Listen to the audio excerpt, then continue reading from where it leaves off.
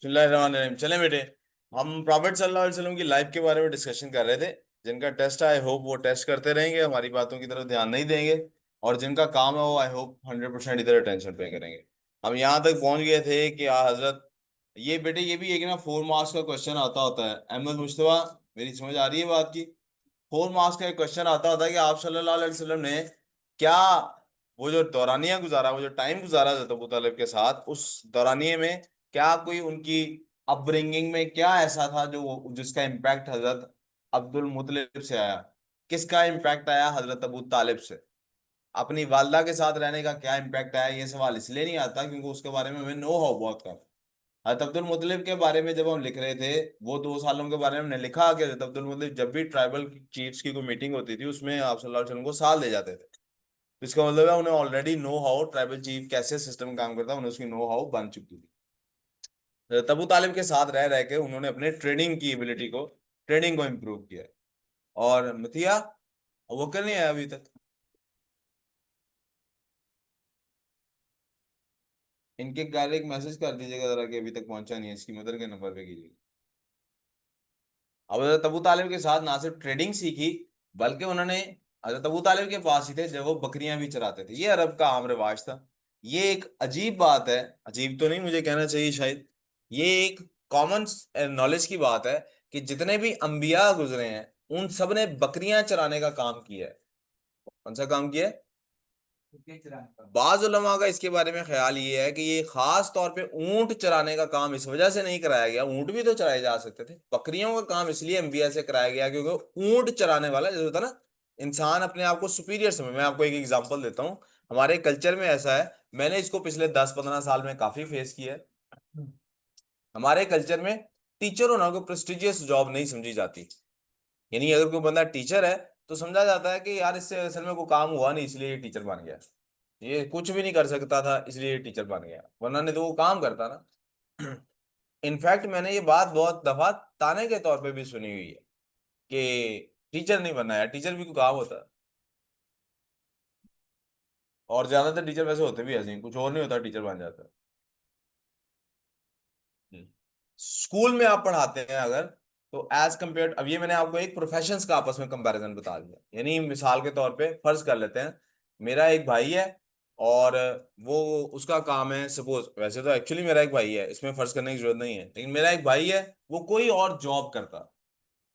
जो मेरे ये भाई हैं सरली, ये भी कोई जॉब नहीं करते, लेकिन मेरा एक भाई है वो कोई जॉब करता है, और वो जॉब में भी बैंक में जॉब करते हैं, सपोज मेरा भाई बैंक में जॉब करता है और मैं टीचर हूँ। मैं 10 टाइम्स भी ज्यादा कमाता हूँ अपने भाई से, तो भी उसकी जॉब की ज्यादा रिस्पेक्ट होगी एज कम्पेयर टू मेरी जॉब के। ये हमारी सोसाइटी का सोशल कल्चर इस तरह का बन चुका है, अनलेस मैं थोड़ा सा मशहूर हो गया। वरना हमारे यहाँ, यानी चंद एक टीचर्स हैं जो थोड़े थोड़े मशहूर हो गए हैं, तो लोग जरा उनका नाम लेते हुए उनसे बात करते हुए थोड़े एहतियात बरतते हैं, वरना आमतौर पे आप लोगों ने बल्कि ये देखा हुआ है, मैं आपको क्या ही समझा रहा हूँ। स्कूलों में आपके पेरेंट्स जब जाते हैं तो खुद बेशक मैट्रिक भी ना पास किया हो, मुश्किल से रो धो गया, इंटरमीडिएट पास किया हो, ग्रेजुएशन तक भी गए हो तो रो धो के गए हो, टीचर के साथ बात करते हैं तो ऐसे बात करते हैं पता नहीं वो मुलाजिम है उनका जाती। या आप लोगों ने देखा होगा, ऐसा नहीं कि सबके पेरेंट्स जान के ऐसे करते हैं, टीचर्स भी इसी तरह के हैं। वो बेचारे समझते हैं पता नहीं हम पे बड़ा ही कोई एहसान किया गया है हमें जॉब दे के, क्योंकि ज्यादातर, सर आजकल की जनरेशन में गवर्नमेंट जॉब्स को भी काफी अहमियत दी मैं उसकी तरफ भी जाता हूँ बारी बारी, लेकिन अभी मैं जो बात बताने की कोशिश कर रहा हूँ, और ये सिर्फ पाकिस्तान में नहीं है, ऑल अराउंड दी वर्ल्ड इसी तरह से है कि जो पेरेंट्स हैं टीचर्स के ऊपर बड़ा रोब झाड़ने की कोशिश करते हैं। उसकी एक बुनियादी वजह वाकयातन यही है कि टीचर्स ज्यादातर एक्सीडेंटल टीचर्स हो। और यही काम मैं यही मिसाल आपको क्लास में पहले दे चुका हूँ इमाम मस्जिद के बारे में, कि इमाम मस्जिद की कोई खास रिस्पेक्ट हमारे मुआशरे में होती नहीं है। कहते जरूर हैं इमाम साहब कह के बुला लेते हैं, लेकिन टू बी ऑनेस्ट, अगर आपने शादी पे इमाम को दावत दी हुई है और उसी शादी पे आपने जन्नत मिर्जा को भी बुलाया हुआ है, तो किसको आप लोग ज्यादा प्रोटोकॉल दे रहे होंगे? इसी आप लोग खुद ही कह रहे हैं जन्नत में, कुछ झूठ भी नहीं बोल पा रहा कि सर हम इमाम साहब को ज्यादा प्रोटोकॉल दे रहे हैं। ये हमारी एक सोशल सर्कल में एक चीज बनी हुई है। अनलेस वो इमाम साहब इतने मशहूर हो गए हैं कि तारक जमील साहब बन गए। अब एक ही शादी पे तारक जमील साहब आए हुए हैं और जन्नत मिर्जा आई हुई है, तो लोग ना शायद तारक जमील साहब को ज्यादा वायरल हो जाए हमारे यहाँ, इसका मतलब वायरल जो हो जाए उसके बारे में जरा ख्याल रखा जाता है। करेंसी क्या है? वायरल होना। अब इसको जरा स्विच बैक करते हैं, यहां से इसको स्विच करते हैं। ये मैंने आपको बताया प्रोफेशन। अब आप सिर्फ टीचर्स पे फोकस कर लेते हैं। जब मैं स्कूल में पढ़ाता था तो मुझे एक कॉलेज से जॉब ऑफर हुई। स्कूल वाले ज्यादा सैलरी दे रहे थे कॉलेज से। स्कूल वाले कॉलेज से ज्यादा सैलरी दे रहे थे। मैंने उसको कॉलेज के जो डायरेक्टर थे उनको कहा, मैं कहा यार इससे ज्यादा पैसे तो स्कूल वाले देते हैं, काम भी कोई इतना खास नहीं करना पड़ता। कहते हैं लेकिन आप कॉलेज टीचर, स्कूल टीचर क्या होता है? College teacher. ये हमारा एक साइकिल है, सोशल सर्कल है।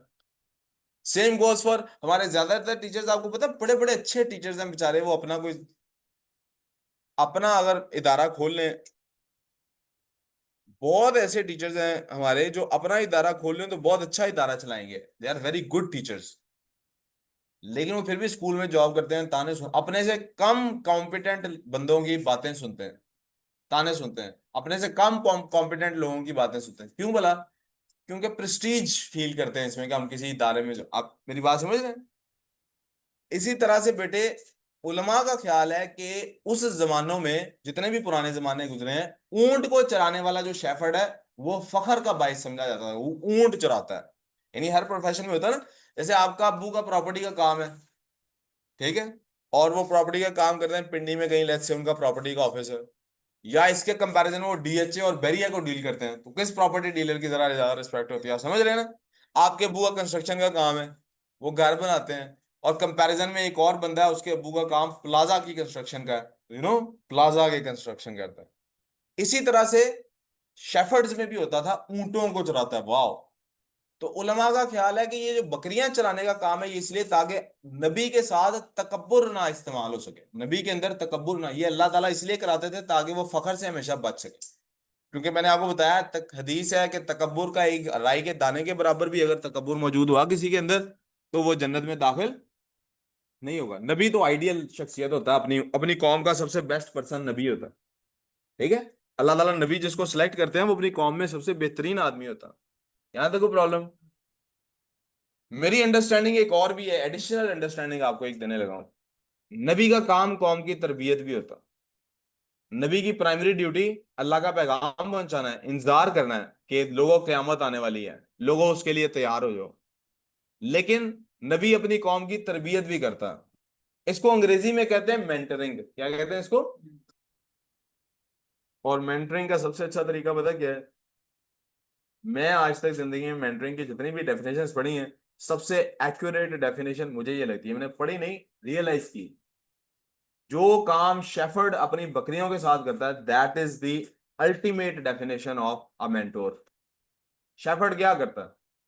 एक आदमी इतनी सारी बकरियों को, suppose you guys are shepherd, और नहीं, I am shepherd, you guys are बकरियां, शीप, सपोज दिस।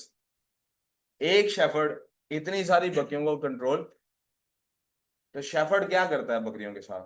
उन्हें रास्ते में चलाता है, उन्होंने चलना है, चलने जाना है, शेफर्ड साथ साथ चलता है। शेफर्ड सिर्फ एक काम करता है, अगर कोई एक बकरी जमात तोड़ रही हो, तो शेफर्ड उसको कहता है नहीं नहीं वापस जमात में आ जाओ, pay attention, come back to the class. और बकरी को कहता है ये पूरा चारा तुम्हारे लिए, सारी नॉलेज तुम्हारे लिए, जो चाहो इसमें से हासिल करो। लेकिन अगर कोई बकरी, कोई शीप अगर किसी ऐसी जड़ी बूटी, किसी ऐसे दरख्त की तरफ जाती है, किसी ऐसे सब्जे की तरफ जाती है, शेफर्ड को पता है वो जहरीला है, तो शेफर्ड उससे उसको रोक देता, बाकी किसी काम से नहीं रोकता। अब मेरी बात समझ पा रहे हैं? इसी तरह तरबियत की जाती है। जब आप कल को तरबियत करने वाली सीढ़ी पे चढ़ेंगे, पाबंदियां लगा के नहीं तरबियत हो पाएगी। मैं अगर आप पे ये पाबंदी लगा दूं कि आपने सिवाय पढ़ाई का कोई काम नहीं करना, तो शायद आप पढ़ाई भी नहीं करेंगे। लेकिन अगर मैं आपको आजादी दे दूं, यार जो दिल करता है करते रहो, लेकिन ध्यान में रखना तुम्हारी पढ़ाई कंप्रोमाइज ना हो रही हो, पढ़ाई ना डिस्टर्ब हो तुम्हारी, बाकी याशी मारो। तूने फोन यूज करना है करो, लेकिन पढ़ाई के वक्त नहीं हो सकता इस्तेमाल। तुम्हारा टाइम ड्यूरेशन इससे ज्यादा नहीं होना चाहिए। तुम इन एप्स से बाहर मत जाना, या इसके बरक्स अल्लाह ताला ने जो तरीका इख्तियार किया है, फोन पे जो करना है करो, सिवाय दिस दिस एंड दिस। ये 6 बातें तुम्हें बता दी हैं, ये ना फोन पे तुम्हारे इस्तेमाल में आ रही हो, बाकी जो मर्जी करो। यार तुम्हें लैपटॉप लेना है, जौन सा लैपटॉप पसंद है ले लो। ये 6 चीजें बता दी हैं, ये नहीं लैपटॉप पे होनी चाहिए, बाकी जो मर्जी करो। आप मेरी बात समझ रहे हैं? आप सल्लल्लाहु अलैहि वसल्लम ने ये शेफर्ड का काम भी कब किया? हजरत अबू तालिब के साथ जब रहते थे। मुझे ऐसे ही मौका मुनासिब लगा तो मैंने आपको समझा दिया कि शेफर्ड का काम करने का क्या फायदा है। कभी जिंदगी में आपको भी मौका मिले जरूर कीजिएगा, लेकिन कम से कम इससे ये सीख लीजिए कि नबी का ये भी काम फजूल नहीं होता। तरबियत करनी कैसे है, ये नबी को सिखाना होता है। इसलिए अल्लाह ताला नबियों से ये काम लेते हैं कि तरबियत ऐसे करनी है। तुम अपनी कौम के हर लफ्ज पर, हर जुमले पर पाबंदी नहीं लगा सकोगे। You are not omnipresent. हर वक्त उनके साथ नहीं हो, हर वक्त उनके पास नहीं हो, तो जितना टाइम उनके पास होते हैं उनको समझा दो, अच्छा ऐसे कर, दैट्स इट। बाकी टाइम उसी को वो उसी को वो कंटिन्यू रखें, बड़ी खुशी की बात है। नहीं कंटिन्यू रखें, दुख की बात है। जैसे मैंने आपको कह दिया यार, आपको अल्लाह ताला ने बोलने की सलाहियत दी है, आप आपस में जो बात करना चाहते हैं करें, फुहश बात नहीं करना। एक पाबंदी लगा दी। बाकी आप अपने दिल का हाल शेयर करना चाहते हैं, अगले के दिल का हाल सुनना चाहते हैं, जिस तरह की मर्जी गुफ्तगू, जो मर्जी बात, आप पढ़ाई डिस्कस करना चाहते हैं, आप पढ़ाई के अलावा की बात, प्रॉब्लम्स डिस्कस करें, डिस्कशंस नो प्रॉब्लम। लेकिन यार ये इस मौके पर नहीं डिस्कशन करें। जैसे अल्लाह ताला ने नमाज के वक्त पे पाबंदी, इस वक्त आपने आपस में बात नहीं करनी। समझ गए? मैंने क्लास का कह दिया उसके मुताबिक। यार क्लास जब लेक्चर चल रहा है तब नहीं आपस में बात करें, जब नहीं लेक्चर चल रहा करते हैं, हमारे no problem, I have no issue with that. हमने हज़रत अबू तालिब वाले इवेंट तक हम चले गए थे, और हमने, मेरा ख्याल है वो बहीरा वाला डिस्कस कर लिया है ना हमने पीछे। अब हम चलने लगे हैं उसके बाद, या आप सल्लल्लाहु अलैहि वसल्लम की हमने डिस्कशन की थी, वो sacrilegious war. This war continued for 3 to 4 years according to different reports।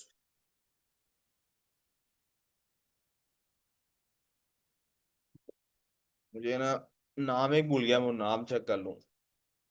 आप सल्लल्लाहु अलैहि वसल्लम के एक चचा थे। जी बेटे, जुबैर, एक मिनट चेक कर लूं।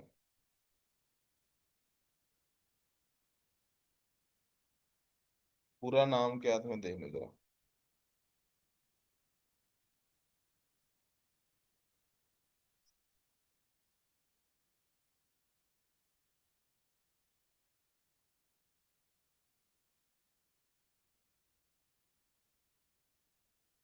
जी बिल्कुल बिल्कुल।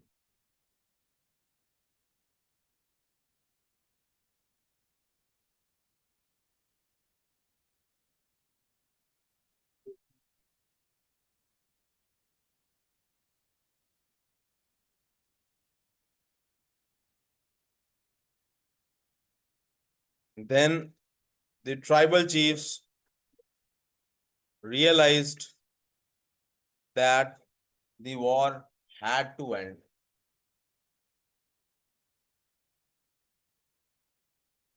Zubair bin Abdul Muttalib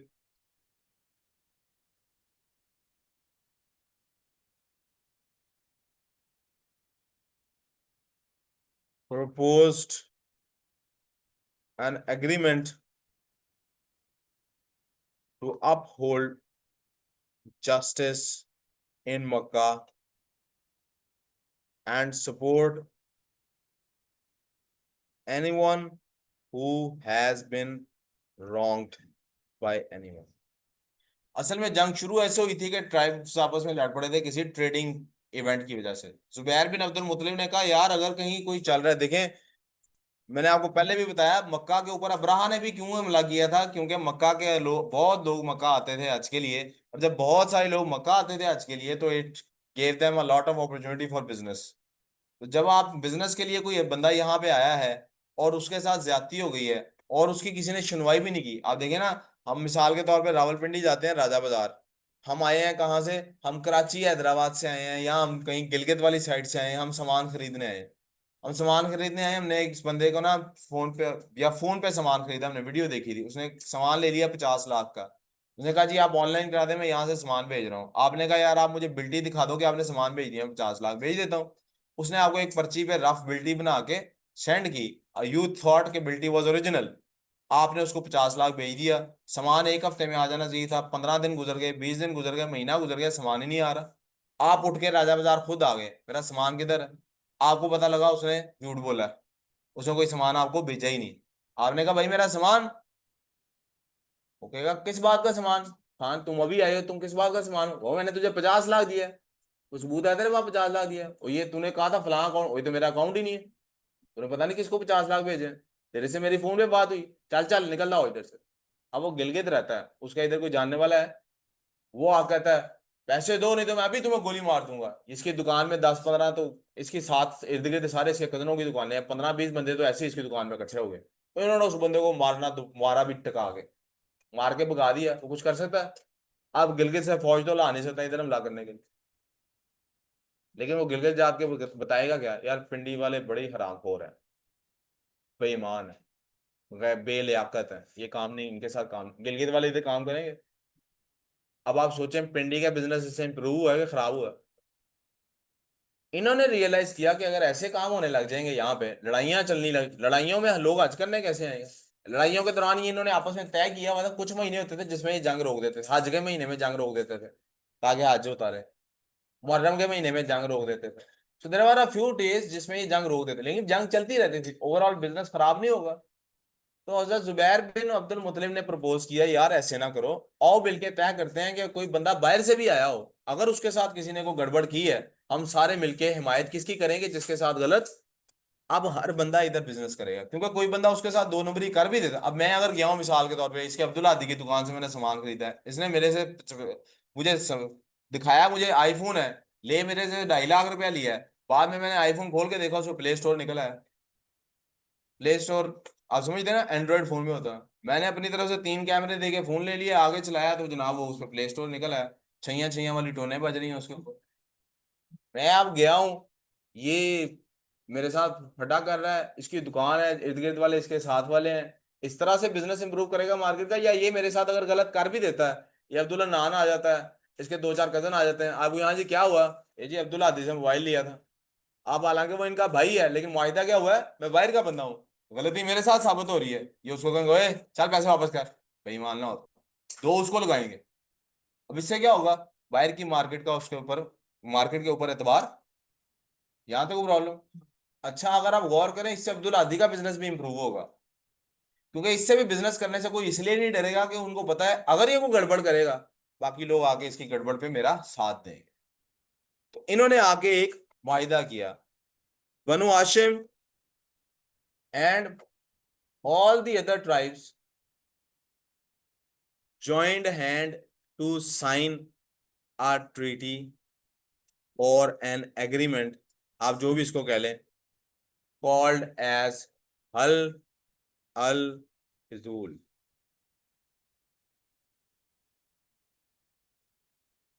the pledge of the chiefs। ये फजल से है, बड़े लोगों का आपस में प्लेज। द होली प्रॉफिट सल्लल्लाहु अलैहि वसल्लम जॉइंट हैंड्स होना था, कॉल्ड के बाद एज नहीं लगाना था। द होली प्रॉफिट सल्लल्लाहु अलैहि वसल्लम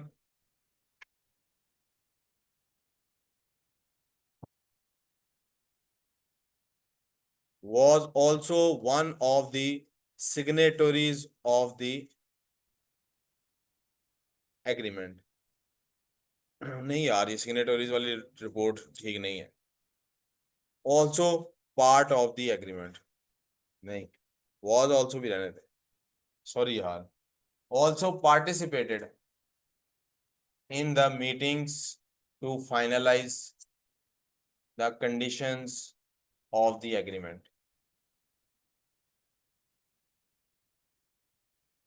इन fact one report suggests that once the Holy Prophet sallallahu alaihi wasallam told his companions that even if he sallallahu alaihi wasallam was given red camels, भाई साहब लेट है बहुत आप। जो ये अंकल लेट आए हैं, बुरहान किधर है? उसका आज भी पेपर है। जल्दी बैठो, नोट्स अपने कंप्लीट करो। Even if he was given red camels, he sallallahu alaihi wasallam would not take them in place of participating in हल हल फिजूल। आप सल्लल्लाहु अलैहि वसल्लम ने फरमाया मुझे कोई सुर्ख ऊंट भी दे देना। सुर्ख ऊंट उस जमाने में जैसे आज के जमाने में सोना चांदी है, अगर कोई मुझे सुर्ख ऊंट भी दे दे तो मैं वो सुर्ख ऊंट लेके अपनी पार्टिसिपेशन उसको नहीं दूंगा। रेड कैमल्स था। 100 रेड कैमल्स, 100 भी लिख दो साथ। बेटे ये ले जी, 100 भी लिख देते हैं, ठीक है। अब आप अंदाजा कर लें कि आप सल्लल्लाहु अलैहि वसल्लम की इस टाइम एज होगी तकरीबन 18-19 साल एज होगी। कितनी एज होगी?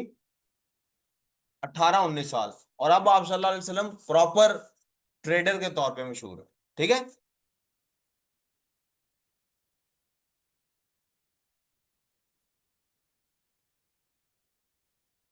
जी बेटे, कुछ पूछना है?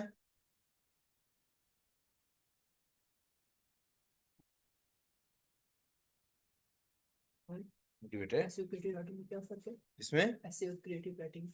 ऐसे और क्रिएटिव है? ऐसे ऐसे समझ नहीं है आपका सवाल। ऐसे और तो क्रिएटिव राइटिंग में क्या फर्क है? सेम है यहाँ पर।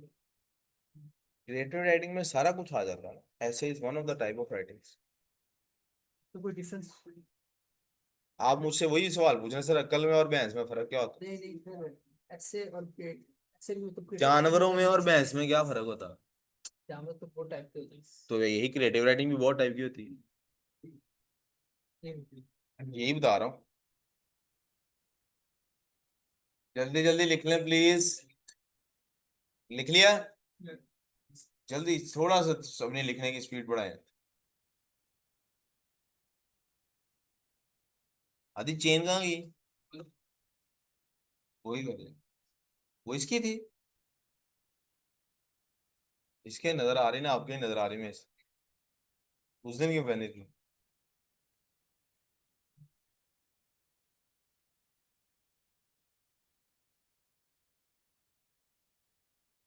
उसके मदर को मैसेज किया आपने? उसकी मदर को मैसेज कर दिया वैसे आपने? तो उसका मैसेज क्या है? अब उसको लग गया पता कि हाँ।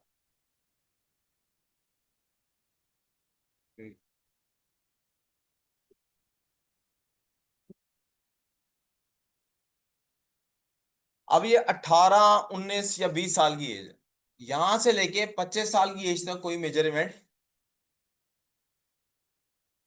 During his early 20s, the holy prophet sallallahu alaihi wasallam had started trading independently. He was naturally an honest and truthful man. In fact, in Makkah, he sallallahu alaihi wasallam became renowned। renowned का क्या मतलब होता है बेटे? मशहूर हो जाना। as Al Sadiq, the truthful, and अल अमीन। मुझे यहीं से याद आ गई एक बात, आप लोगों के इंग्लिश के टेस्ट में मैंने कमेंट्स लिखे हुए थे, जिसको समझ नहीं आई प्लीज पूछ लीजिएगा। एक कमेंट नहीं लिखा हुआ था वो देख लें। ये बेटे आप में से कई लोग एंड ऐसे लिख रहे थे, इसको एम्सर एंड कहते हैं, साइन है एंड का, ये वाला जो एंड है ना, काफी लोग इस तरह एंड लिख रहे थे। इंग्लिश के पेपर में ये वाला एंड अलाउड नहीं है आपको, ठीक है। मैं इस्लामियात और पाकिस्तान स्टडीज में भी इसीलिए एंड ये वाला नहीं लिखता, ताकि आपको आदत पड़े एंड ऐसे नहीं लिखना इंग्लिश के पेपर में, लेकिन ये अलाउड ही नहीं है, ठीक है। अल अमीन, ऑनेस्ट।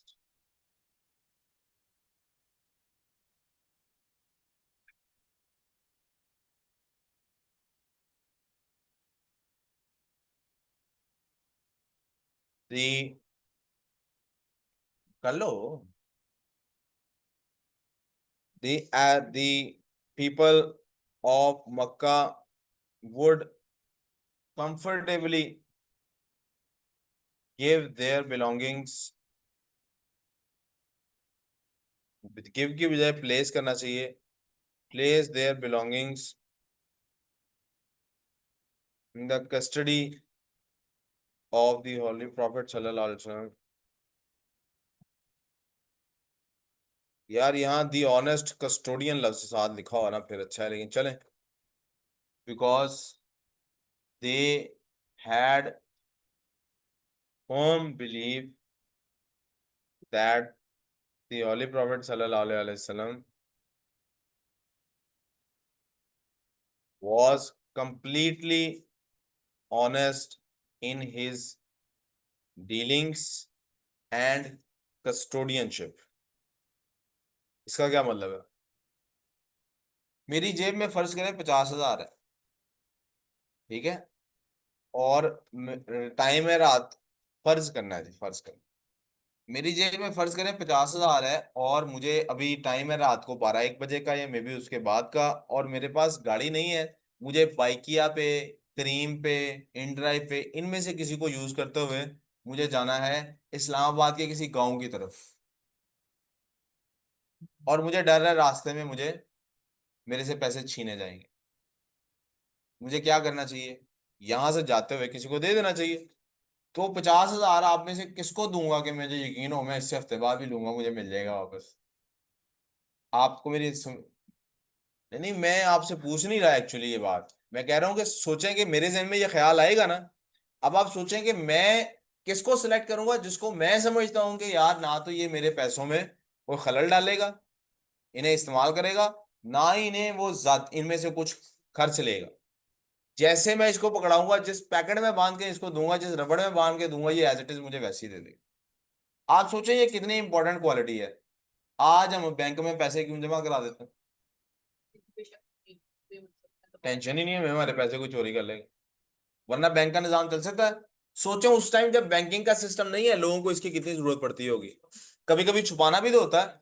दोस्तों के साथ आप जा रहे हैं दावत पे, ऐसे ही दोस्त इकट्ठे हुए हैं, आ यार चलते हैं चाय पीते हैं, कैफे चलते हैं। अब आपकी जेब में पैसे हैं, 10-15 हजार आपकी जेब में है। अगर दोस्तों को पता लग गया तो बिल कौन देगा? तो आप क्या करेंगे, जाने से पहले ही इधर उधर कर देंगे उन पैसों को, ताकि उधर जाके आप तसल्ली से कह सकें, "अरे, देख लो जेब, देख लो मेरे पास तो पैसे आएंगे।"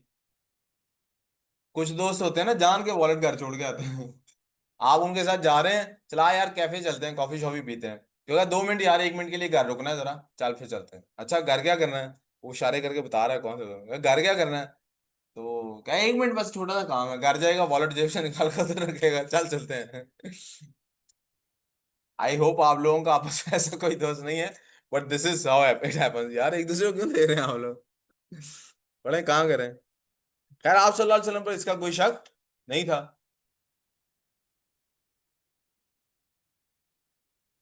कोइंसिडेंटली,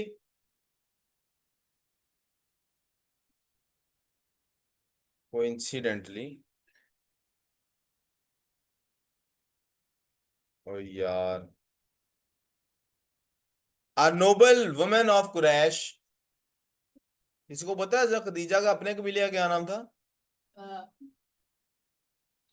कुरैश ही रहने दे हैं। नहीं, मैं उनके कबीले का नाम पूछ रहा हूँ। नहीं नहीं, ये आप सारे उनके लकब बता रहे हैं। Clan of Hazrat Khadija. Banu Asad, noble women of Quraysh और बनु असद लिख लेते हैं फिर, अब जब नाम पता ही है। बनु Asad, coincidentally a noble woman of Banu Asad was looking for a custodian who would take her trading goods to Syria, as she could not travel with the caravan. Her slave, उसका नाम था, क्या नाम था, मैसरा, told her about the holy prophet sallallahu alaihi wasallam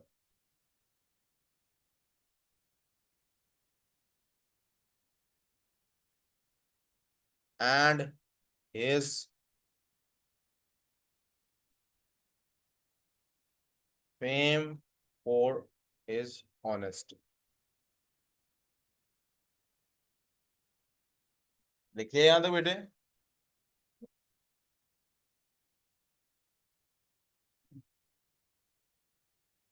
हज़रत खदीजा रज़ियल्लाहु ताला अन्हा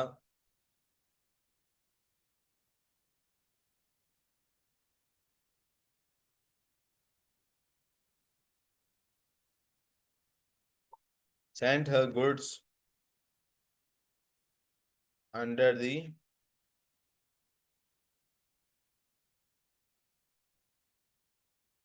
study of the Holy Prophet sallallahu alaihi wasallam, without even meeting him personally.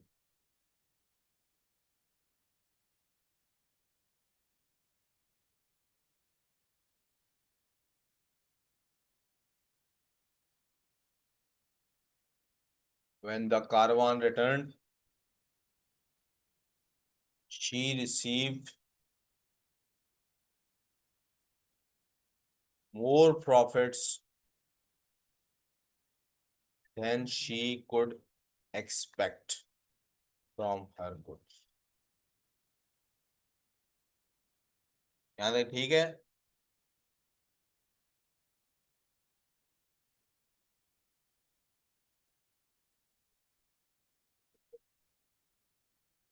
फर्ज करें मैंने इसको वलीद को फोन दिया है और मुझे पता है कि इस फोन की वैल्यू मार्केट में कोई 1.25 लाख 1,30,000 है। किसी अपने दोस्त दुकान मार्केट में बेचने के बजाय दोस्त यार को बेचूंगा, 1,40 का बेच लूंगा। मैंने इसको वलीद को दिया, मैंने कहा यार तुम बाजार जा रहे हो, ये मेरा फोन भी बेच देना। यार इसका कलर कितना मजे का आ रहा है देखो। अच्छा, मैंने इसको दिया है कि यार ये फोन हालांकि इसको वॉलपेपर ग्रीन नहीं है। अच्छा खैर, मैंने कहा यार ये मेरा फोन भेज देना। अब वलीद लेके आता है मेरा फोन, मुझे शाम को मिलता है या नेक्स्ट डे आता है, कहता है सर ये 140 में बिक गया है। इसमें मैं कोई हैरत होगी मुझे? अच्छा, ये 145 भी कह देगा तो मुझे हैरत, और ये 135 भी कह देगा मुझे हैरत। सपोज ये आता है और मुझे कहता है सर ये आपका फोन एक 175 में बिक गया है, तो पहला मेरे जहन में ख्याल पता क्या आएगा? किसी ने किसी को बेवकूफ बनाया। क्या ख्याल आएगा? ये लाजमन किसी को लूटा है। अगर ये 140 का ही मुझे दे दे, 140 मुझे दे देता, 145 का बेच के मुझे 135 भी दे देता, तब भी मुझे हैरत। 130 भी दे देता, मैं कहता यार चल 5,000 इसने अपना टॉप रखा है, लोग रखते हैं, अब क्या करें। लेकिन अगर ये मुझे 175 ला के दे देता है, अब मेरे लिए बढ़िया रहता। या तो ये बेवकूफ है, अपने पैसे मुझे दे रहा है साथ, या ये किसी को लूट के आया है। आप सोच रहे हैं कि मुझे कब सवाल ज़हन में उठ रहा है मेरे? दिस इंट्रीग्ड हजरत खदीजा रज़ियल्लाहु ताला अन्हा। इंट्रीग का क्या मतलब?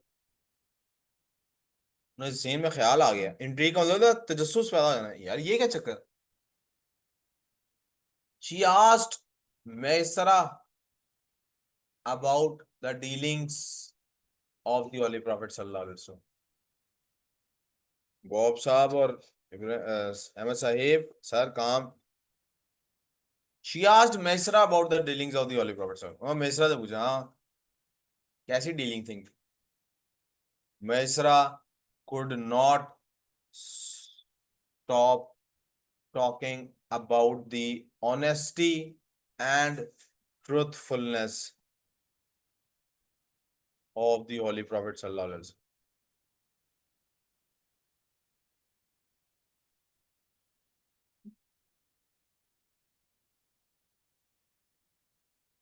He said,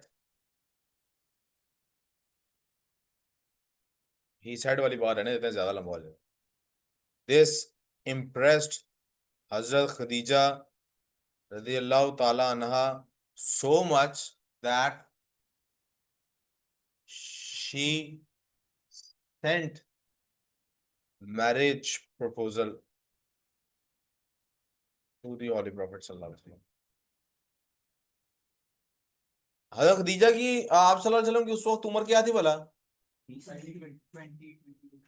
The Holy Prophet Sallallahu Alaihi Wasallam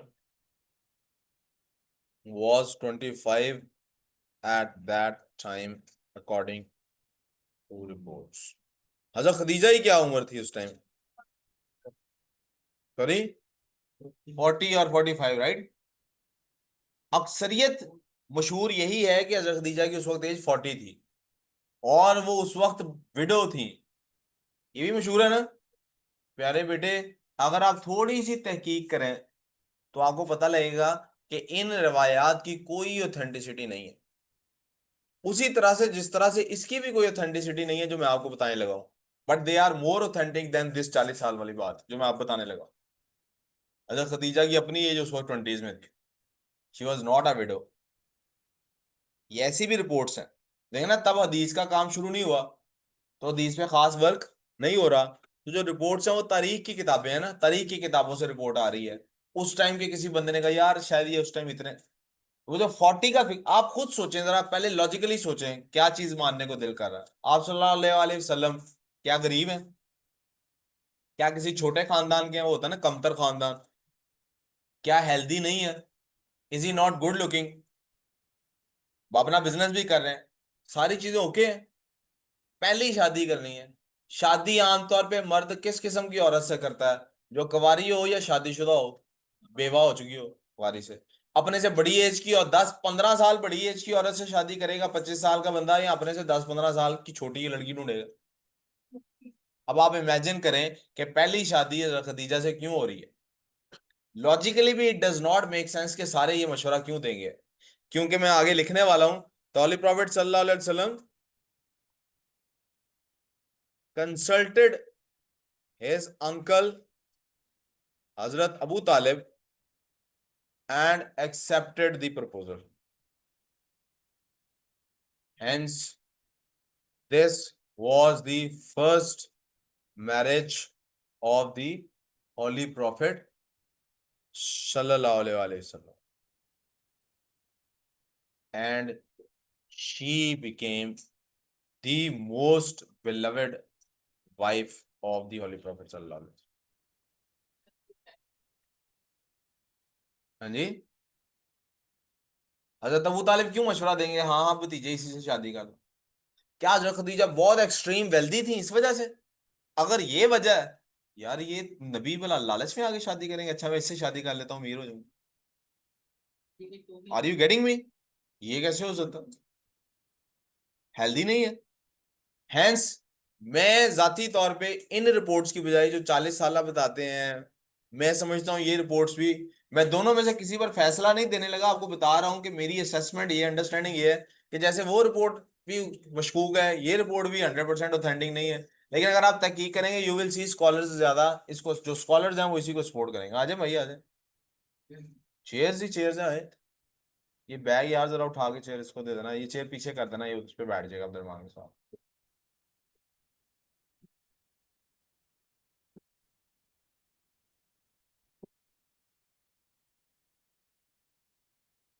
problem बेटे? गुड सो फार। चलिए तो आज ये जरा हिस्ट्री की तरफ आ जाए। अब शादी हो गई है तो अब शादी के बाद कौन सा इवेंट होने वाला है? अब शादी के बाद एक मेजर इवेंट रह गया है, वही नाज़िल होने से पहले, कौन सा? Fixing of black stone. Fixing of, और फिर उसके बाद हम वही की तरफ चले जाएंगे। ठीक है बेटे, अभी ना कुछ करूँ, चलो 1 मिनट कंप्लीट कर लेंगे। हिस्ट्री में क्या कर रहे थे बेटे वैसे हम लोग? फिर मौन तो पाएंगे। सर सलमान कब आएंगे? सर सलमान 5 बजे के बाद आएंगे, काम है 8 समथिंग। क्या होगा? आपकी बात सुनने लगे। अब मैं हिस्ट्री की बात करूंगा, अपनी पाप को परेशानी होगी।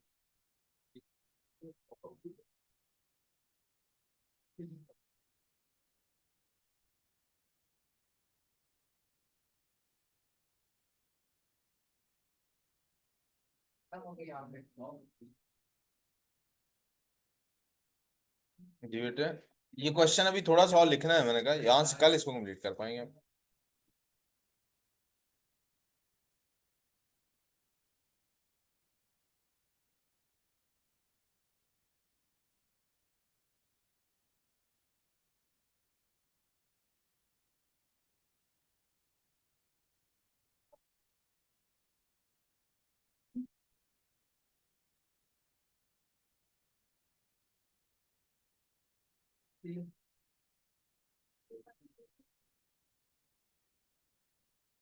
क्या होता है?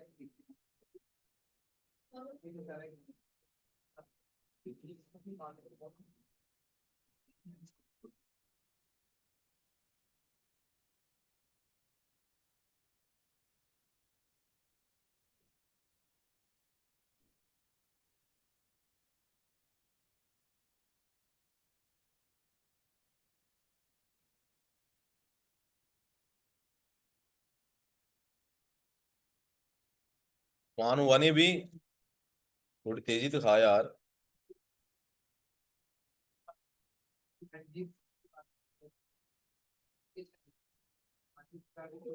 कहाँ कहाँ होती है, बोलो जुमला।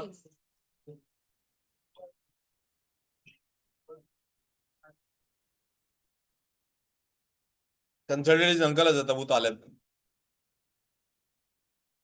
एंड एक्सेप्टेड, हाँ जी। The holy prophet consulted is uncle, उन्होंने अपने अंकल से कंसल्ट किया।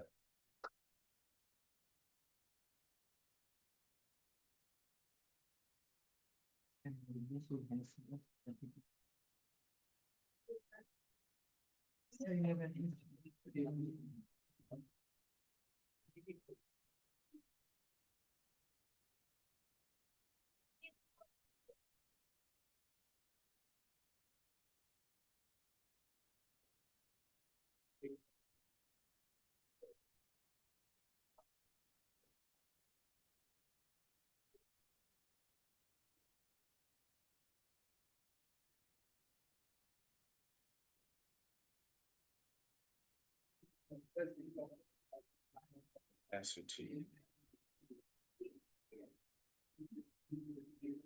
बेटे,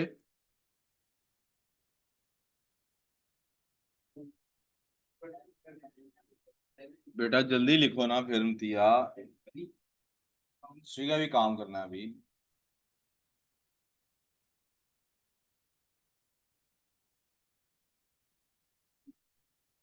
इसको थोड़ा स्लो कर ले। तो स्लो कर दूं? यार मुझे गर्मी लग रही है। ये भी करनी चाहिए। आप एक काम करो ना, अब्दुल राफे को इधर भेज दो। आप इधर वाली लॉट में से किसी को गर्मी लग रही है? ठीक है। ठीक है, हो जाएगा गुजारा।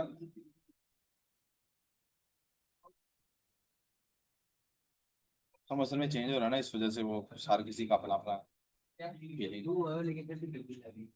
ये भी गर्मी लग रही है उस टाइम।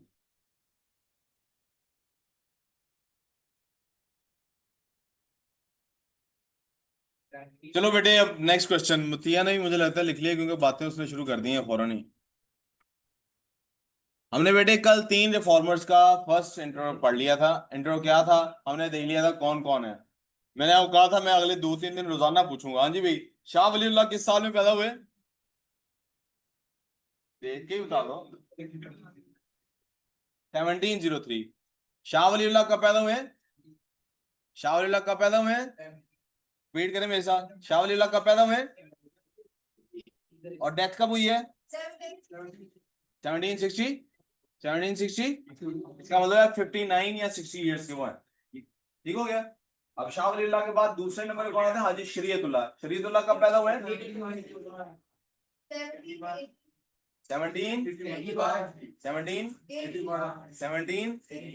मौत कब हुए? 18 इसका मतलब है इनकी एज कितनी है? 60 साल ही तकरीबन इनकी एज। 81 से 1840 तक है, तकरीबन 60 साल ही। अब आए थे तीसरे की तरफ, अहमद शहीद बरेलवी। ये कब पैदा हुए?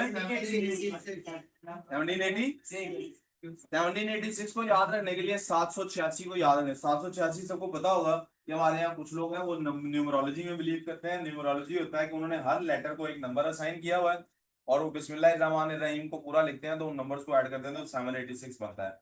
इसलिए जब वो मार्केट में नंबर बिकते हैं, क्या हो गया कला को एक चीज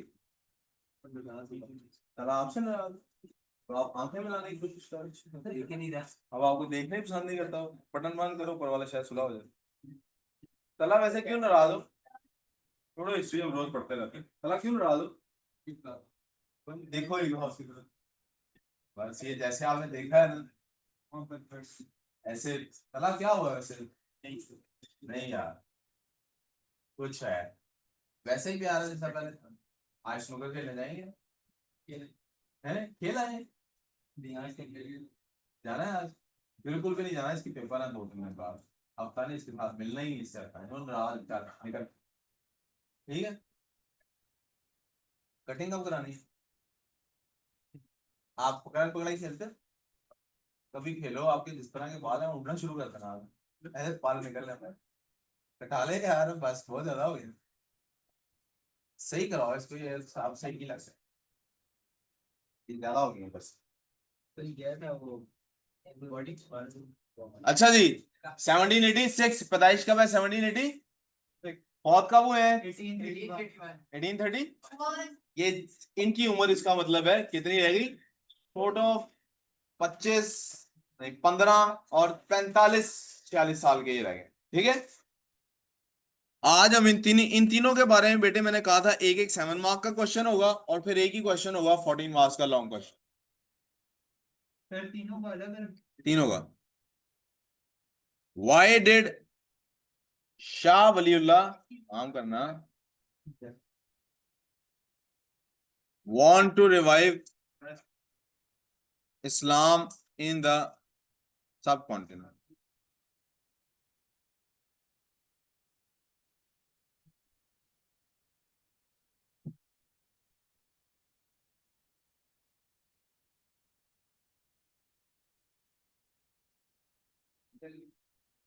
प्लीज आप इधर आ जाओ, इसको कैसी लगी आप इधर?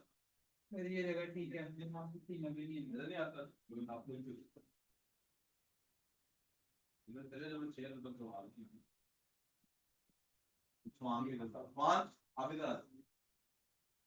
क्या गर्मी लग रही है? आज क्यों आ रही है? आज मैं तो इधर भूखे मार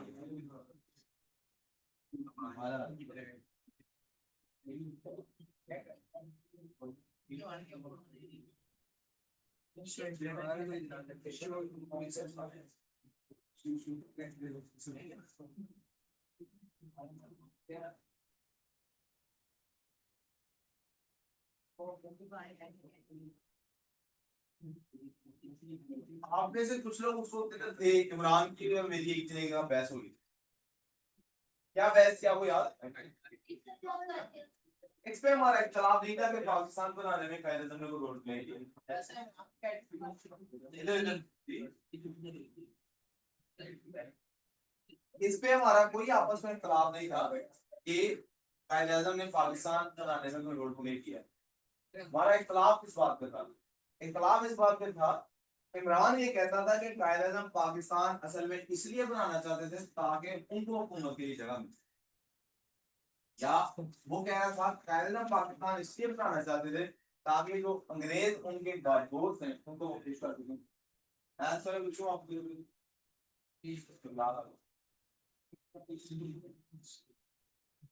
दोबारा रिपीट करता हूँ। इमरान ये कह रहा था कि कायदे आज़म ने पाकिस्तान इसलिए बनाया था क्योंकि वो अंग्रेजों को खुश करना चाहते थे, अंग्रेजों से डील हुई थी उनकी, अंग्रेजों के वो एजेंट। और मैं ये कह रहा था कि ऐसा आप कैसे कह सकते हैं, आपके पास इसकी दलील क्या है। उसने कहा था, just to recall that for the newcomers, कहता था एक लेटर पकड़ा गया था जिसमें कायदे साहब ने ये लिखा था अपने लीडर्स, अपने अंग्रेज दोस्तों को, कि मैं इंशाल्लाह जो आप कह रहे हैं मैं इंशाल्लाह कर दूंगा, हम मिलकर भारत को इंडिया को छोड़ देंगे, फिर आप लोग इधर मत कीजिए।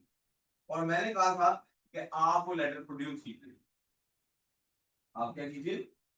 और अगले दिन फिर इमरान ने कहा था सर वो मैंने एम ही कह दिया था, ऐसा कोई लेटर नहीं है, मैं कुछ बोला था उस टाइम आपसे प्रेशर में।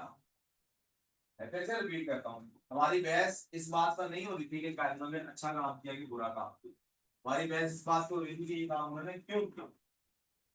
ठीक है, अब इसी सवाल को इस तरह से टर्न अराउंड कर, अब्दुल नान, आप क्यों पढ़ना चाहते हैं, आप पढ़ना चाहते हैं वैसे, कहते हैं पढ़ना ही नहीं चाहता, क्यों नहीं पढ़ना चाहते, ये नहीं, आप पढ़ाई वैसे आप चाहते हो आपके मैट्रिक भी ना किया हो, पढ़ाई की ना हो बिल्कुल, तो फिर क्यों नहीं ऐसे कर रहे, बाबू मानते नहीं। अच्छा ये जरा पर्दा सही कर देना,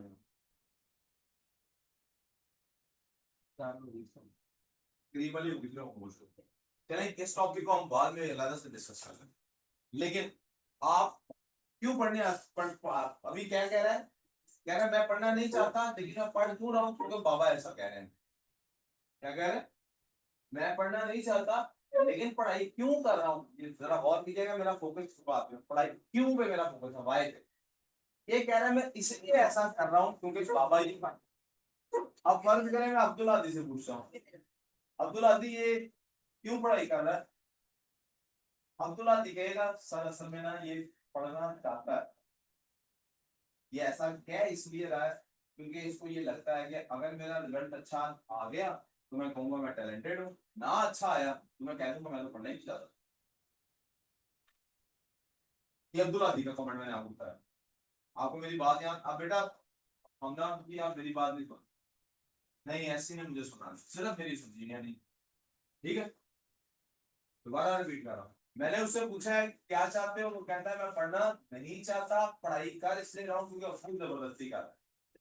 इसको पूछा है, तो ये कहता है सर ऐसा नहीं है, ये पढ़ना चाहता है लेकिन ये रिजल्ट के डर से कि कल को रिजल्ट बुरा आया तो ये आज ही सबको कहना शुरू हो गया है कि अब आप मुझे बताइए इसकी बात या उसकी बात, दोनों की बातों में से मैं किसी की बात किस बेसिस पर मानता हूं? क्या मैं उसके दिल में झांक सकता हूँ, पेरेंट्स भी कोई कमेंट ही करेंगे ना, मैं उसके दिल में झांक तो नहीं सकता, वही अपने बारे में सिर्फ बता सकता है। इस दुनिया में कोई इंसान नहीं है ना जो बता सकता हो कि ये ऐसा क्यों करना चाह रहा है, ये पढ़ क्यों रहा है, ये कोई भी नहीं बता सकता। ये क्या पढ़ रहा है सब बता सकते हैं, ये अच्छा पढ़ रहा है ये बुरा पढ़ रहा है सब बता सकते हैं, लेकिन ये क्यों पढ़ रहा है इस बात का जवाब, हम इस बात का जवाब इसी से लेंगे ना। अब इसने एक जवाब दे दिया और ये शख्स जो है, ये दूसरा शख्स कह रहा है ये असल वजह नहीं है, असल वजह कुछ और है, जैसे मैं उसके दिल में नहीं जानता ये भी उसके दिल में झांक नहीं सकता। फिर इसने ये बात का जवाब कैसे दे दिया कि वो क्यों पढ़ना चाह रहा है, इसने आगे से ये क्यों नहीं कह दिया सर उसको बताओ, जब तक अजान हो आप इस पे सोच लें।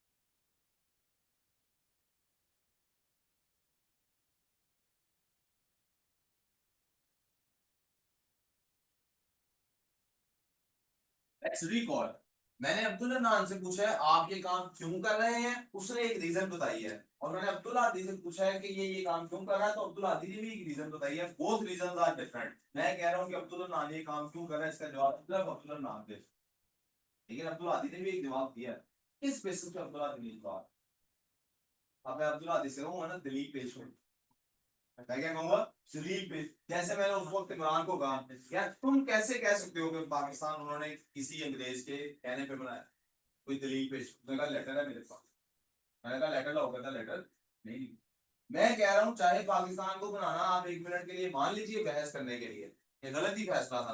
कायद आजम ने ये क्यों बनाया था ये आप नहीं बता सकते। मेरा ख्याल है कायद आजम ने ये इसलिए बनाया था ताकि इस्लाम की मदद हो। आप मुझसे पूछेंगे ना सर आप कैसे कह सकते हैं कायद, आप तो तब पैदा भी नहीं हुए भी होते कि आप किसी के दिल में काम कर नहीं सकते। तो मैं आपको कहूंगा आज मैं आपको ये बता रहा हूं कि जो वाई का जवाब है, हम लोग इस जवाब को सिर्फ और सिर्फ किस बेसिस पे दे सकते हैं, सरकमस्टांसेस की बेसिस। जो फिजिकल एविडेंस जिधर पॉइंट आउट करेगा हम उसकी तरफ भी जवाब देंगे। हो सकता है हमारा जवाब हो गलत ही, लेकिन ये वाई को जस्टिफाई हम कैसे करेंगे। मिसाल के तौर पे सवाल क्या है, शाह वलीउल्लाह इस्लाम को क्यों रिवाइव करना चाहते हैं। आप कहें क्योंकि उन्हें इस्लाम से मोहब्बत थी, दैट इज नॉट एक्सेप्टेबल। आपको कैसे पता, दलील दें। आप फिर बताएंगे कि फलां वाकये से साबित हुआ कि उन्होंने ये काम इसलिए किया। Understand this. मैं आपको बेसिकली ये बता रहा हूं कि वो जो लेवल मार्किंग का कॉन्सेप्ट है पाकिस्तान स्टडीज की हिस्ट्री के सब्जेक्ट में, वो क्या है। 7 मार्क्स का क्वेश्चन है, तो आपको 3 रीजंस बतानी है। कितने रीजंस बतानी है आपको, तीनों की तीनों रीजंस को बताने के बाद जस्टिफाई भी करना है। आपने कैसे कह दी, यस जैसे हम कहेंगे तुम ये बात जो कह रहे हो जस्टिफाई, और अगर उससे सवाल पूछेंगे उससे कहेंगे तुम जस्टिफाई करो, तुम ये जो रीजन कह रहे हो ये सच में कैसे मान लूं। यानी किसी से भी जब भी क्यों का सवाल होता है तो हमेशा उसकी जस्टिफिकेशन मांगी जाती है। ठीक है आयशा। अब आयशा से हम पूछते हैं मिसाल के तौर पर, आयशा नाराज क्यों। आयशा कहती मैं तो नहीं नाराज। कोई कह सकता है, कोई उसके दिल में झांक के बता सकता है वो नाराज है कि नहीं नाराज। हो सकता है नाराज हो, एक्टिंग कर रही हो, उस पर जनरली नाराज हो। लेकिन हम उसको नाराज कहेंगे या नहीं कहेंगे किस बेसिस पे, उसकी एक्टिविटीज की बेसिस पे। कि यार पहले ये इस तरह की थी, आज ये इस तरह की कर रही है, इसका मतलब वो मसला है। जैसे मुझे क्या पता अब्दुल नाम की इससे एप्पल से कोई बात हुई कि नहीं हुई, मैंने उसको कैसे पूछ लिया कल, यार चुप चुप का खैर रात। तो वो कहता है नहीं समझ रात नहीं हूँ, खुद तो भी ठीक वैसे पढ़ रहा हूँ। क्यों पढ़ क्यों ऐसे, क्यों थोड़ी ना कुछ बात करता होता ना बीच में, क्यों कुछ रात चुप का बिल्कुल। अब ये मैंने, मुझे कैसे उसके दिल में तो नहीं जानता मैंने, कैसे पता लगा, मैंने कुछ सर्कमस्टेंशियल एविडेंस पेश। आपने याद रखना है पेपर के अंदर, आप कोई भी कमेंट करेंगे तो उसकी जस्टिफिकेशन देंगे, वरना आपके हिस्ट्री में मार्क्स। मैंने जो इतनी लंबी तकरीर की है इधर उधर की बातें आपको समझाने के लिए, वो मैंने सिर्फ और सिर्फ ये समझाने के लिए की है कि हिस्ट्री के पेपर में सारा याद करने के बावजूद बच्चों के मार्क्स नहीं आ पाते। क्यों नहीं आ पाते, वो जस्टिफिकेशन देने में गलती करते, जस्टिफाई नहीं करते। कोई प्रॉब्लम यार। शाह वलीउल्लाह ने इस्लाम को रिवाइव करने का क्यों सोचा। सबसे पहली चीज, शाह वलीउल्लाह के अब्बा जो थे ना बेटे, इन्होंने ना एक मदरसा खोला था। क्या किया था इन्होंने, मदरसा नहीं किया। क्या नाम था उसका। अब मदरसे में क्या होता, बस, और मदरसे में इस्लामिक कोर्स होता है। आमतौर पे जिसने मदरसा खोला होता है उसकी रिहाइश पता है कहाँ पे होती है, मदरसे में। वहीं ऊपर कोई कमरा बनाया होता है, या पीछे बैक साइड में कमरा बनाया। इसका मतलब उसके बच्चे जो हैं जब कमरे से बाहर निकलेंगे कहाँ जाएंगे। आप सोचें उनकी उनकी दिन की डिस्कशन क्या होगी। क्या उनकी डिस्कशन ये होगी कतरीना कैफ का नया आइटम नंबर कौन सा है, या उनकी डिस्कशन ये होगी नया कोई मौलवी उठा बड़ा मशहूर हो रहा है, वो फलां इस्लामिक किताब बड़ी अच्छी आई, फलां कारी बड़ी अच्छी तकरीर। क्या डिस्कशन होगी उनके दिन पर। क्या वो बाहर निकल के ये डिस्कस कर रहे होते होंगे, यार सूट बड़ा अच्छा है तुमने कहाँ से लाया, यार वाह यार जबरदस्त, यार ये कहाँ से लिए, आउटफिट से लिए, ओ वाह। ये डिस्कशन हो रही होगी। क्या डिस्कशन होती होगी। आपने देखा ना कुछ लड़के होते हैं उन्होंने दाढ़ी रखी होती है बचपन में, बचपन से ही दाढ़ी आई होती है शेखने का, होते हैं अब्दुल आदि इस लड़के। और कुछ होते हैं वो बचपन से क्या जवानी में दाढ़ी शेख ली शुरू। आपको एक मजे की बात बताऊं, जब भी आप किसी को देखेंगे ना कि उसकी गाड़ी है, जैसे हम में से 3 4 लोगों की है, आप उसके फ्रेंड सर्कल को चेक करें। उसके फ्रेंड सर्कल में लाजमी 2 4 लोग और होंगे, वो उसने जान के नहीं किया ऐसे, ऑटोमेटिकली जैसे सर्कल में आप रहेंगे वैसा आपका। लड़कियां बेचारी नहीं इसको रिलेट कर सकती, लेकिन लड़के तो रिलेट कर सकते हैं। अब यही था, क्या ये दोस्ती नहीं कोई ना, अबू कजन्स, आपके अबू की माशाल्लाह इतनी दाढ़ी है कि वो तो इतनी लंबी तो कमीज नहीं पहनते। Get the idea. ये इम्पैक्ट ऐसे ही होता है, ये हमेशा ऐसे ही होता है। आप सोचे जापानीज कभी एनिमे देखे आपने या फिल्म देखी हो जापानीज, उनका हेयर स्टाइल कैसा होता है? हम लोगों को क्यों नहीं ख्याल आता वैसा हेयर स्टाइल का? हमारा जिस दिन सुबह उठते हैं तो वैसा हेयर स्टाइल नेचुरल बना होता है, हम बाहर निकलते हैं मम्मी कहती है खुद को क्या बाहर मांग गया। उनके यहाँ वो पैसे दे के वैसा बनवाते हैं, हम पैसे दे के उसको खत्म कराते हैं। अब मुझे फिर चीनी मिनी चाय वाई याद आ गई, लेकिन चीन चौंक चाय अरे नहीं सुना, अरे नहीं सुना होगा।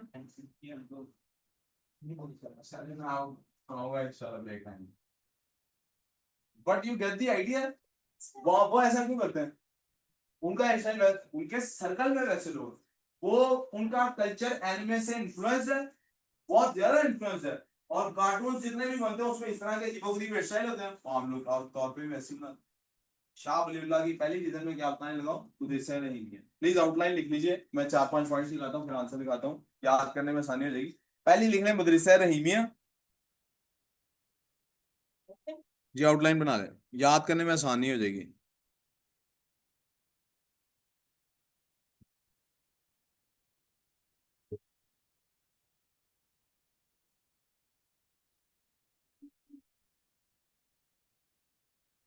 ये कुछ पॉइंट्स हैं मेरे ख्याल में डिस्कस होने चाहिए। मदरसा ए रहीमिया, इस्लामाइजेशन बाय औरंगजेब, काम काम काम,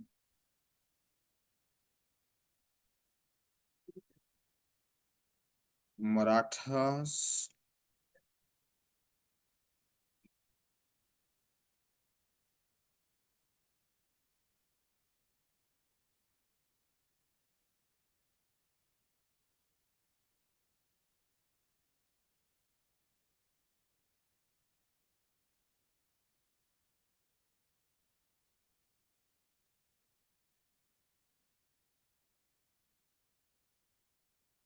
Shah Waliullah,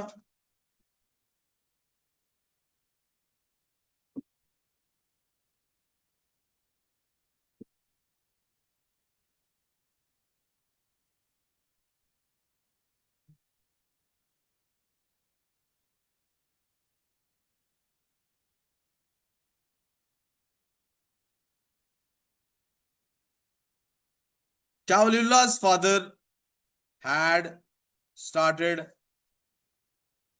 a madrasa, religious school in Delhi.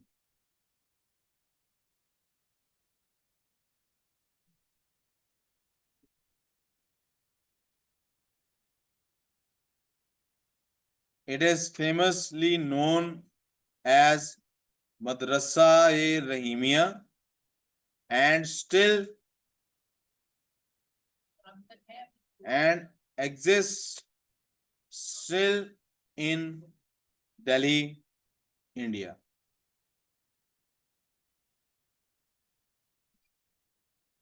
इनके अब्बू का नाम अब्दुल रहीम था।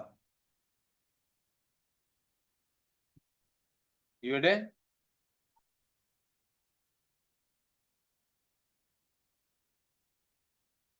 Shah Waliullah was born in a religious family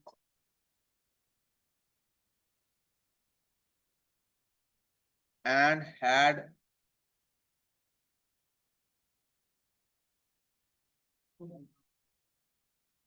a religious brought up. In fact, he in fact he in and religious upbringing. In fact, he became a teacher at the madrasa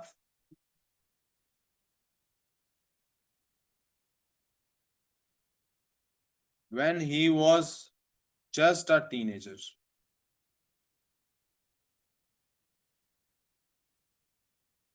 He was born in 17 कब मतलब हुए थे 1703. So he was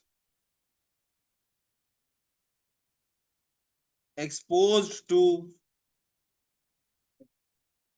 Islamization by Aurangzeb.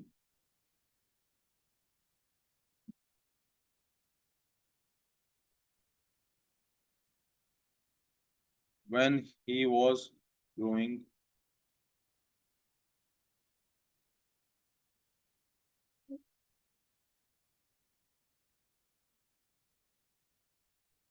he was also witnessing how Indian Muslims were now trying to de-Islamize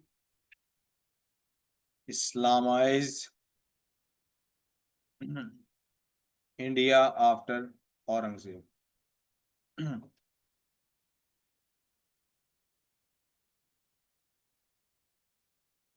He felt that Muslim identity was in a crisis and wanted to restore Muslim identity and Muslim honor.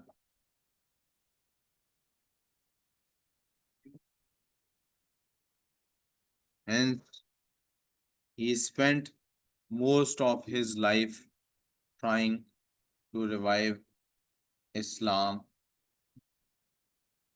in India.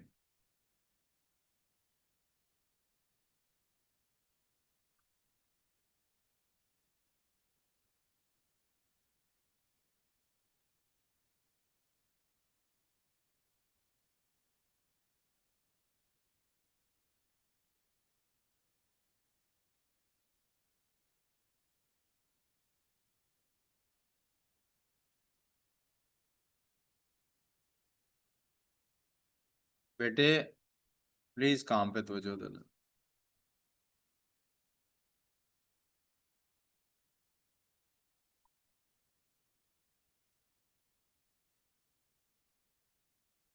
बेटे ये ठीक नजर आ रहा होता है आपको, ये board पे मार्कर से लिखूं वो ज्यादा अच्छा होता है. आप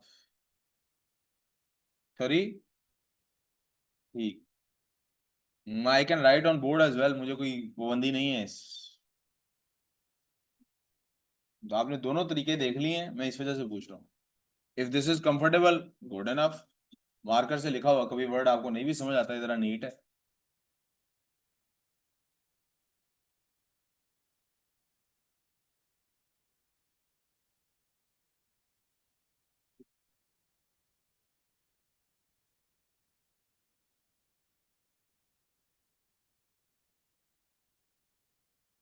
मैम स्कूल आ रहा है.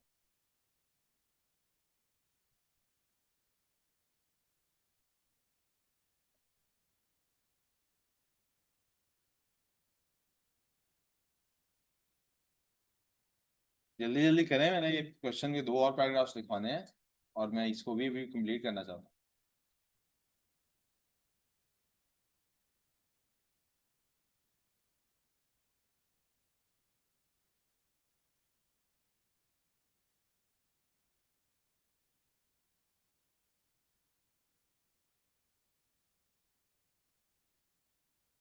अच्छा जी, ये हो गया मदरसा रहीमिया वाला influence.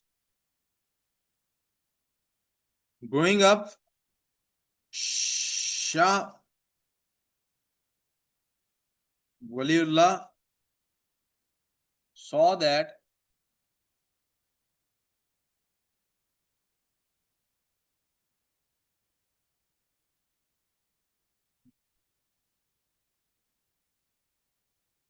the Muslim Empire, Muslim की बजाय यहाँ पे लिखें Mughal empire, empire was crumbling after Aurangzeb.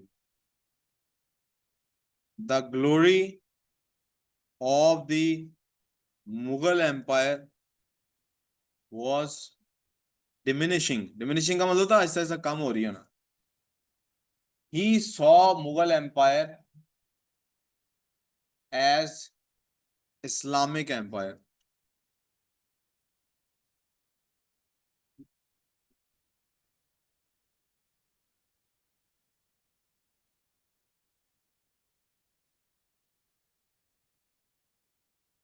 He saw Mughal Empire. He saw the Mughal Empire as Islamic Empire.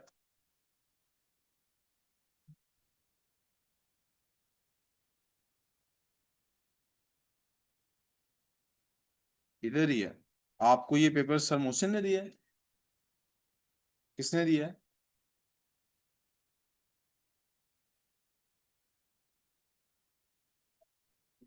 एक मिनट।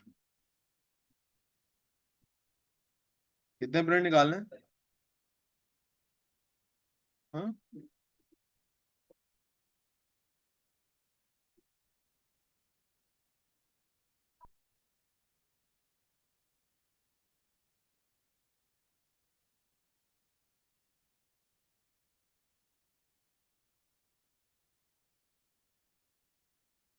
कितने प्रिंट निकालने हैं?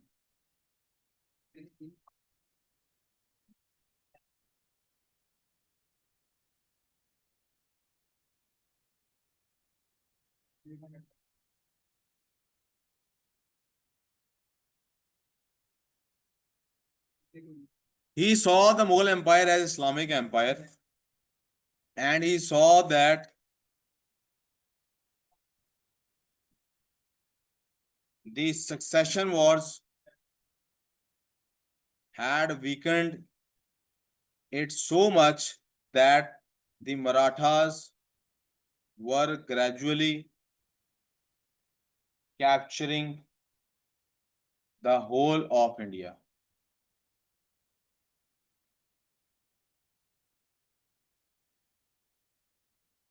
He believed that this was because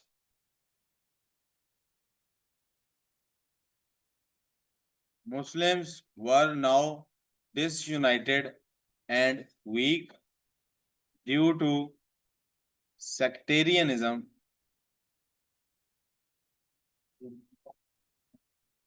distance from Quran, and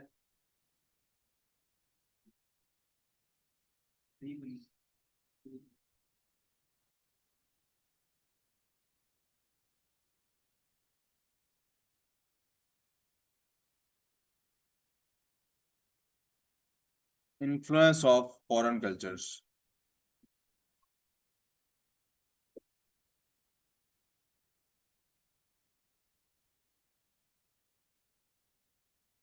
So, to make Muslims strong again, he wanted to revive Islam in India.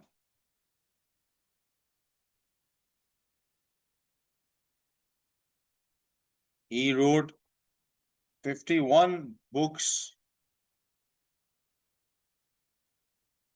to unite Muslims, Muslim sects, and even translated Quran to Persian language so that the Muslims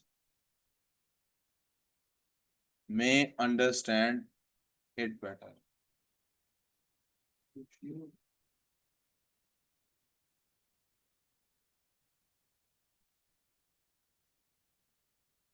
Furthermore, he invited Ahmad Shah Abdali to support the Mughals against the Marathas. अच्छा जी, so that Mughal Empire could be restored to its glory. He invited Abdali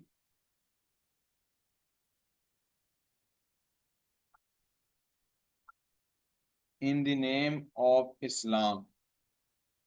Hence, he wanted to revive Islam in India,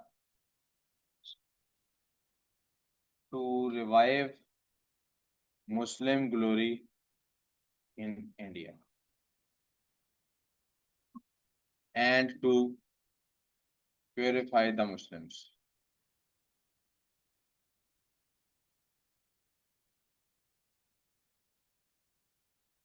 Who had been adopting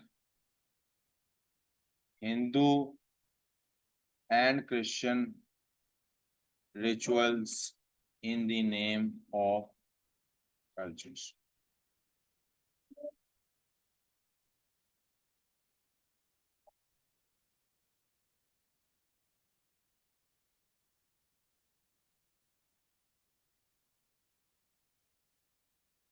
किसका वुजू नहीं है, अब नमाज के लिए जाएंगे हम। किसका वुजू नहीं है मेरा, पहले जल्दी, अगर पेपर पूरा कराएंगे तो आप एक पेपर फिनिश करिए, फिर नमाज पढ़।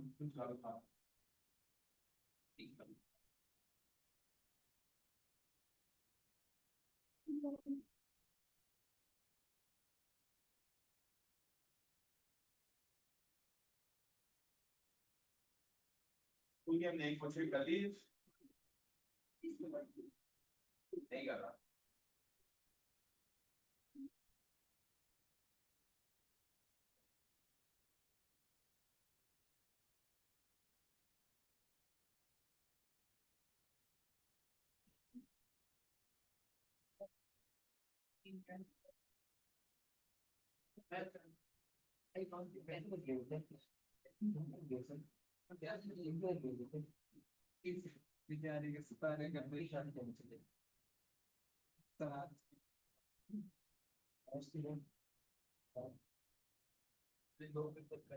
देखिए आपको पहले दो से मिल चुकी हैं, दो से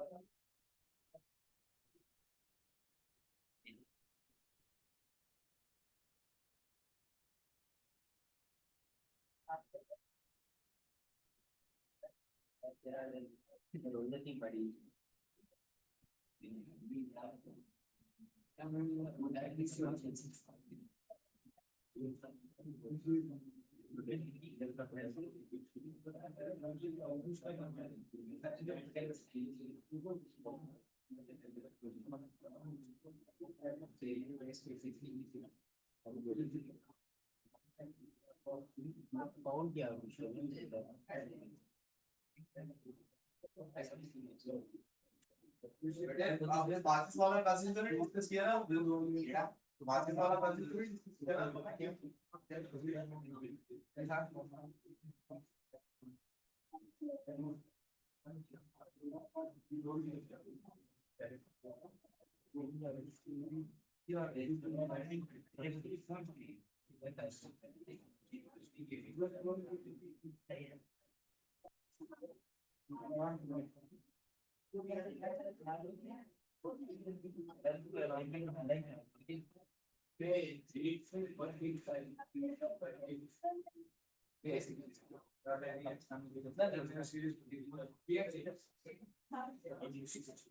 क्या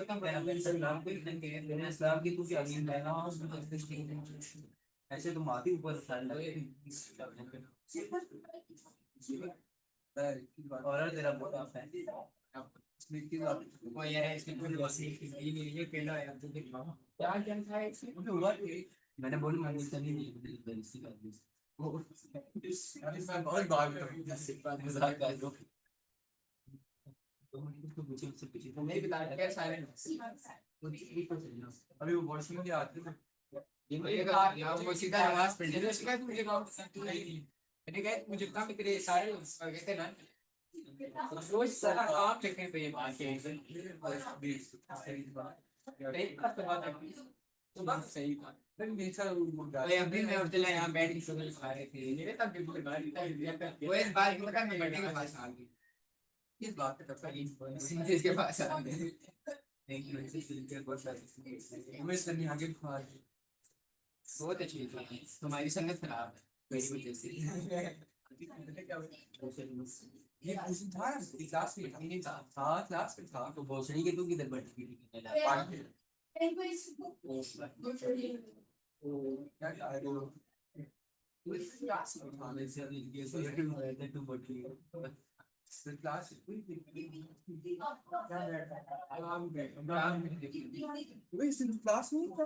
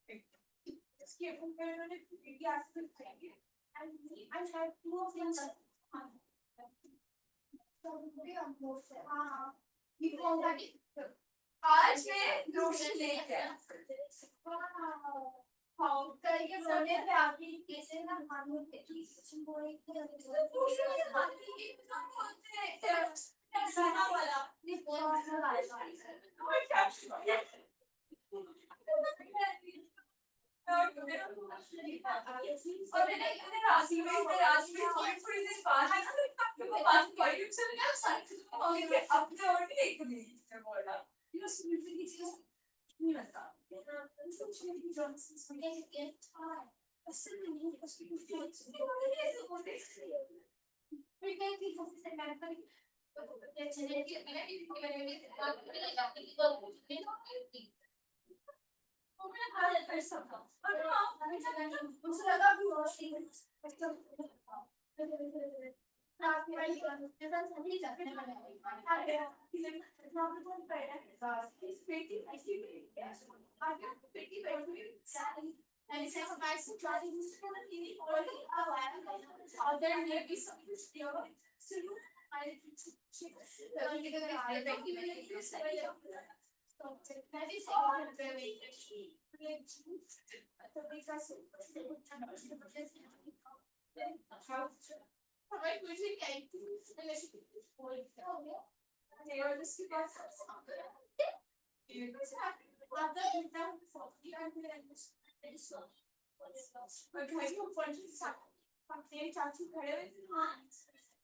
ये देखो इधर बात ना ये मैंने किया था बढ़िया है मेरा ये अच्छा है ना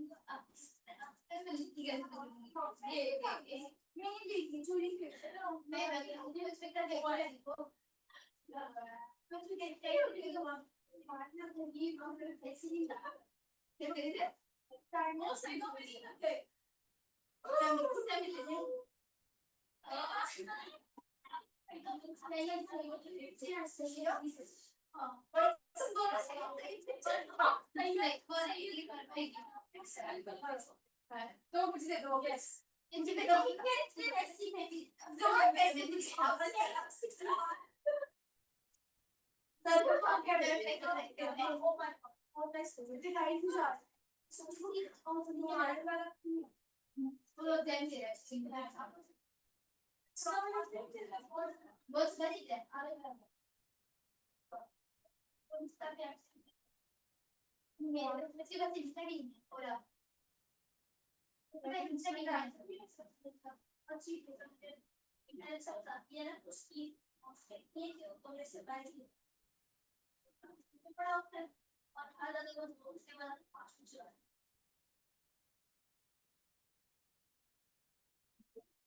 पहले मैंने इसे क्लियर मैथ्स कर रहे थे और मेरे वो माइक में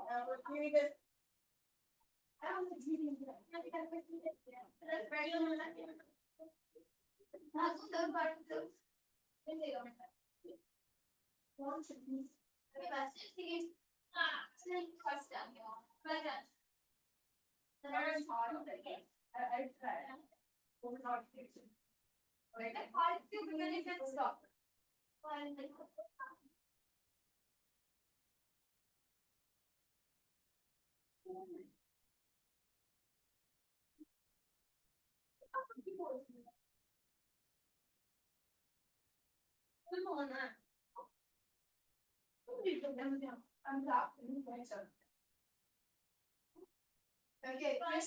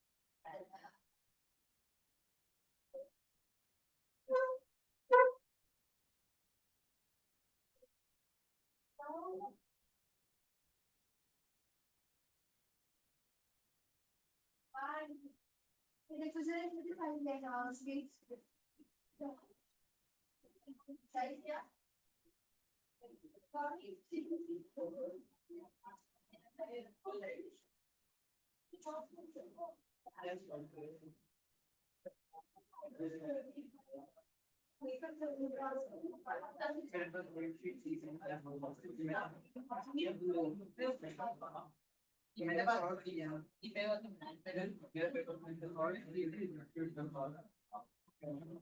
पर मेरे इधर से मेरे आंसर पूरे आंसर पहले एक ही वर्ड के आंसर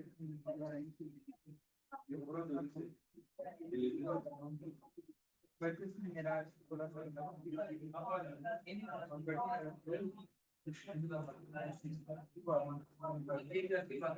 मैंने यहाँ सॉल्व किया